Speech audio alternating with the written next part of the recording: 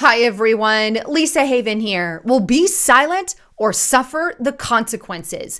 That is the message that has just been put forward by a state senator, a Democrat who has just introduced a brand new piece of legislation that not only forces communication platforms to register, but also assures that if you speak against Democrats, as in any of the topics they don't like, conspiracy theory, fake news, disinformation, or election integrity, or fill in the blank, then there is going to be an unimaginable penalty that will ensue. But before I get into the report, just a quick break. So are you making full use of your savings? Think about the time that you've yearned for better returns. After real inflation, charges, and taxes, are you even making a profit? With food, clothing, and rent all more than doubling over the past 10 years, it's truly time that you did something different. Gambling on Robinhood or stocks might just lose you the lot. Is it truly worth the risk? Like thousands of other people, you want retirement to be stress-free. That's why a precious metals IRA with Noble Gold Investments at noblegoldinvestments.com just might be your answer. And this month, Noble Gold Investments is gifting something very genuine. And I have it right here. It's this rare Carson City minted Morgan silver dollar. And I'll kind of hold it in the camera there so you can see both sides of it. But this thing is very genuine and unique. And it comes with any qualifying IRA or 401k. In fact, these coins were around when an ounce of silver was worth $1. To give you an example, an 1893 coin in mint condition today is now worth $3,250. That is a literal increase of over 325,000%. I mean, that's massive. That's a return of over 2,500% a year. That's pretty huge. And that just goes to show the power of long-term investment in precious metals. So get in touch with the experts over at noblegoldinvestments.com today. Do not hesitate, because you never know what the economy holds. Now, you can either go to their website at noblegoldinvestments.com or give them a call at 1-877-646-5347. The number's also on the screen. But let them know that you heard it on Lisa Haven. Anyhow, thanks again. Back with the show. So what exactly am I talking about? Well, take a look at this article here on pjmedia.com, and its headline, Colorado Democrat moves to ban hate speech, fake news on social media. And this was just recently published on March 2nd. Now, the article states, on Friday, Colorado Senate President Pro Tempore Carrie Donovan, who is also running to unseat U.S. Representative Lauren Boebert, filed SB 21-132, a bill to regulate digital communications. The bill will create two regulatory agencies to monitor big tech companies and penalize them for allowing a person to engage in unfair or discriminatory digital communication practices, including promoting hate speech, undermining election integrity, allowing the spread of fake news, and targeting for digital ads. The bill does not define, however, these hot button terms, apparently leaving their definition up to the state digital communications divisions. In other words, leaving it up to leftist Democrats who decide what they deem is appropriate or not. The big tech regulation seems ripe for abuse. It would give cover for big tech to censor conservatives in the name of fighting hate and fake news.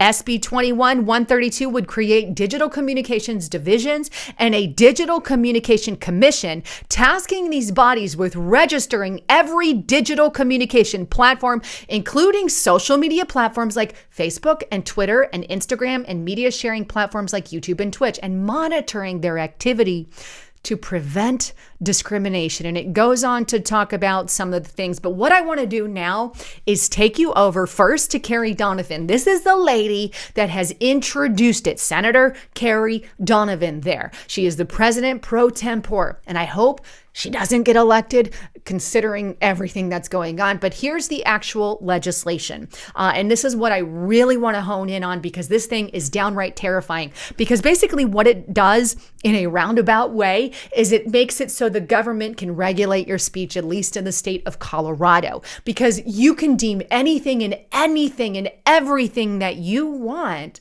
you can deem as hate speech, you can deem as conspiracy theory, you can deem as whatever. We've already seen this happen with Twitter and Facebook and YouTube. Now it's going into the hands of the Colorado government there for the state of Colorado. I mean, this is above and beyond anything, but here it is. You can see a state of Colorado. It was just introduced, and Donovan there, her signature. But here it is, a bill for an act concerning the regulation of digital communications and in connection thereof creating the Digital Communications Division. But it goes on to state this. The bill creates the Digital Communications Division and the Digital Communications Commission, so two departments there, within the Department of Regulatory Agencies. And of course, the Democrats are the head over that, because they get to decide exactly who's involved and what happens there. But it goes on an annual basis and for a reasonable fee determined by the commission. The division shall register digital communication platforms, which are certain communication-oriented online business, such as social media platforms or media sharpening platforms that conduct business in Colorado or own or operate services that are offered to the Colorado residents. A digital communication platform that fails to register with the division commits a Class 2 misdemeanor. Wow. Punishable by a fine of up to $5,000 a day. The violation continues. Now it goes on, and this is even more disturbing, this part of it here. The division shall investigate, and the commission may hold hearings on claims filed with the division alleging that a digital communication platform, in other words, YouTube, Facebook, Twitter, Instagram, whatever one of those big tech organizations, they're going to have a hearing with them that because they allowed you and me to speak, right? And somehow we spoke about some kind of unfair or discriminatory something or another on their platform. So in other words, as PJ Media said above, and I think this is a very powerful point here, and I'm going to point it out, that the big tech regulation that they're trying to put forward in the state of Colorado is ripe for abuse because it would give a cover for big tech to censor conservatives in the name of fighting hate speech. Because they're saying, we're going to put that communication people in a hearing to ask why they allowed Lisa Haven to speak, because what she said we didn't agree with. So therefore, some penalty must ensue. You see the problem I have with this is puts government in charge of communication. But these are the kinds of things that they're talking about that they could take them to court for, right? And I'm not for big tech, let me be clear, but this will force big tech to censor us to oblivion. That's the problem I have with it. But it includes things that promote hate speech, which we know can't be interpreted as anything they want. If you're against illegal immigration, that's now hate speech. If you're against abortion, that's now hate speech. If you don't support Black Lives Matter radical agenda, that's called hate speech. And anything that they want to deem as hate speech in the future can be deemed hate speech. You're against this Democrat policy? Well, then you're a bigot. Anything, especially when you're putting a bunch of Democrats, which is what usually happens, in charge. It's been proven time and time again. Also, if you undermine election integrity, let me interpret that. If you say anything on the election that they don't want you to say, they remove it. We already had CPAC, right? President Trump went on CPAC and spoke. All of his stuff got removed off the internet because YouTube didn't like what he had to say about the election.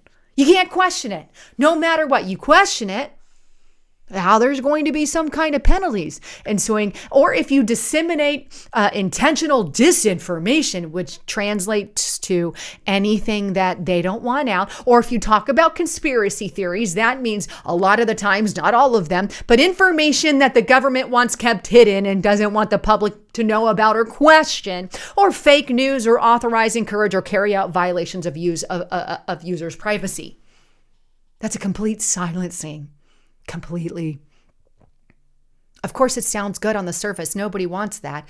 But the question then remains, who makes the calls? And we know who's making the calls. But it goes on. It also includes business, political, or social practices that are conducted in a manner that a person is aggravated by practices that can demonstrate are unfair or discriminatory towards that person, such as things done in a discriminatory manner might include practices that target users for the purposes of collecting their personal info. Of course, they've got some good information in there, of course, along with a lot of bad, right? And some of this other stuff you can read on your own, but using facial recognition software and other tracking technology, I'm against that, right? That part, fine. But it's this little part up here that I have a massive issue with. Massive issue with.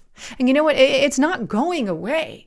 If this is happening and being proposed for you to silence and shut up if you're a conservative Christian Republican, and that's where it always ends up, because they're the only ones being called racist, white supremacist, bigots, and everything under the sun. This directly targets one political side based off of everything. And this is their way of completely making us not able to speak, folks. If it's happening in Colorado, it's not going to stop in Colorado. There's also this that's going on, make you aware. This is on dailycaller.com. House passes legislation that would allow the Justice Department to demands the removal of social media posts, right?